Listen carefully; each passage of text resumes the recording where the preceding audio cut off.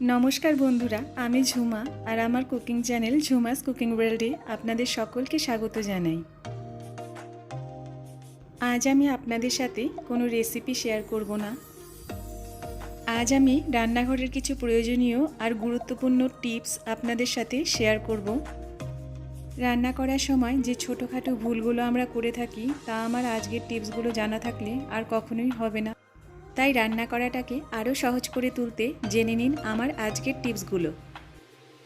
চলুন দেখা যাক আমার 1 নাম্বার টিপস। কফি খেতে ভালোবাসেন যারা, তারা হয়তো এই ভুলটা প্রায়ই করে থাকেন।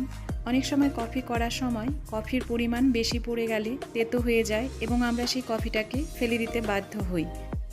কিন্তু এখন থেকে আর কফিটা ফেলে দেবেন না, এতে সামান্য নুন দিয়ে দেবেন, দেখবেন কফিটার তেতো ভাব দূর হয়ে গিয়েছে এবং এটা খাওয়া যাচ্ছে। এবার চলুন দেখে নেওয়া যাক টিপস নাম্বার 2। আমরা যখন সবুজ শাকসবজি রান্না করি, দেখা যায় রান্না করার পর সবুজ শাকসবজি সেই সবুজ রঙটা আর থাকে না, ফিকে হয়ে যায়। আমার আজকের টিপসটি জানা থাকলে আমরা এই সমস্যা খুব সহজেই দূর করতে পারবো। এজন্য আমরা যেটা করব সেটা হলো, আমরা যখনই সবুজ শাকসবজি রান্না করব তখন তাতে 1 চিমটি চিনি দিয়ে দেব। এতে করে আমাদের এই সবুজ শাকসবজির রং কখনোই চেঞ্জ হবে না।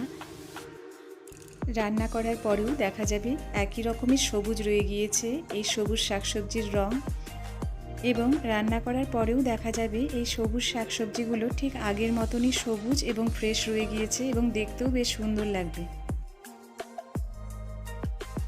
এবার দেখে নিন টিপস নাম্বার 3। সর্ষে বাটা দিয়ে মাছের ঝোল কিংবা সর্ষে বাটা দিয়ে নিরামিষ তরকারি আমরা প্রায় সকলেই খেতে ভালোবাসি, কিন্তু বেশিরভাগ সময়ই দেখা যায় সর্ষে বাটার পর সর্ষে তেতো হয়ে যায়। আমার আজকের টিপসটি জানা থাকলে সর্ষে বাটার পর সর্ষে আর তেতো হবে না। এখন থেকে যখনই সর্ষে বাটবেন তাতে কয়েকটা কাঁচা লঙ্কা আর 1 চামচ নুন দিয়ে বাটবেন, তাহলে দেখবেন সর্ষে আর বাটার পর তেতো লাগছে না। এভাবে বেটে নেওয়ার পর সর্ষে বাটা দিয়ে যে কোনো সবজি রান্না করুন নিশ্চিন্তে। এবার চলুন দেখে নিই টিপস নাম্বার 4। শীতকালীন সবজিতে ফুলকপি একটা অন্যতম সবজি।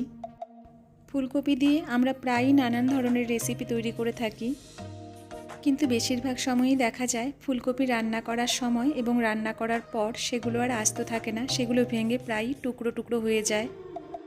ফুলকপি রান্না করার সময় আমরা তাতে 1 চামচ টক দই দিয়ে দিলে ফুলকপি রান্নার পরও আর ভেঙে যাবে না, ঠিক আগের মতনই থেকে যাবে।